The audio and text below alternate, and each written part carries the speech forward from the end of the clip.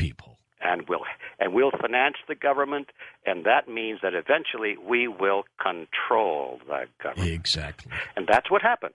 Did JFK try to do away with the Federal Reserve? I do not believe he did, and I know that's a very controversial issue. Yeah. A lot of people think that he tried, and that that was one of the reasons, if not the primary one, that he was assassinated. I don't read it that way at all, and I know about the executive order that people cite. I did a lot of research on it, and I find out that executive order did not do the things that people think that it did.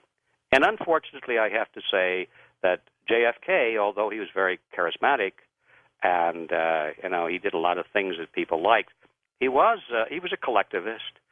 He was trained. He got his political education at the London School of Economics in Europe, and that was set up and funded by the Fabian Socialists International Group. And he was taught there all of the tenets of internationalism and banking as it is now understood that we're talking about. JFK was never a serious opponent of the banking system. What does the Fed want to do now, Ed? What's their goal? Well, the Fed wants to do now what the Fed has always wanted to do, and that is, we must remember, it's a cartel. So what do cartels want to do?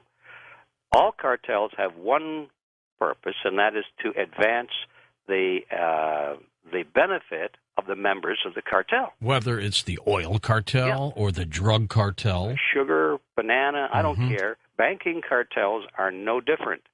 Except, though, I suppose there is one difference, and that is nobody in the sugar cartel will go before Congress and say, well, we raised the price of sugar this month because we wanted to help the American people.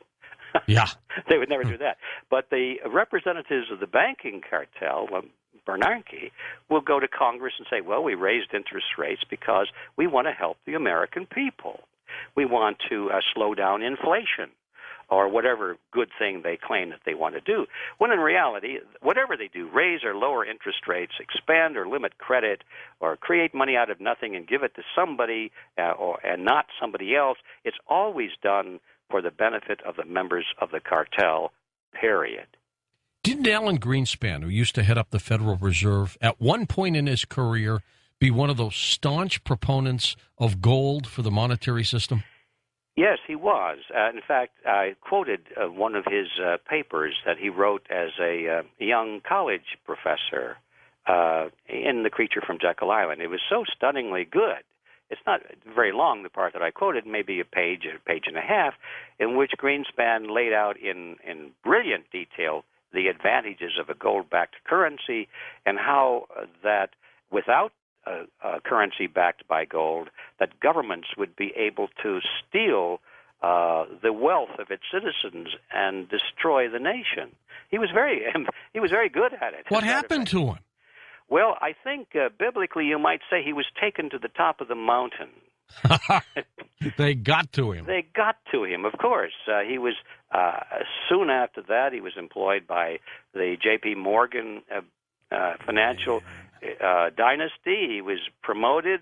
He was offered a chance to be head of the Federal Reserve. I'm sure he was told that he would never have another financial worry in his life, and he said, "I'll take it." Unbelievable. And Bernanke's the same way. All of these people are bought and sold like so many pounds of hamburger. We must remember that, even though the president appoints, it's really not, is it? Oh, no. The president appoints, but he never even knows these people when he appoints them. So where does he get the name? Yeah. It doesn't come from his address book, I can assure you.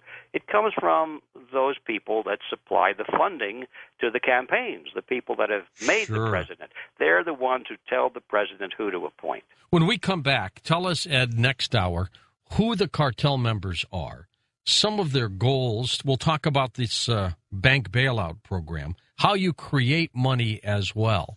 This is an incredible story, The Creature from Jekyll Island. I'll be back in just a moment on Coast to Coast AM.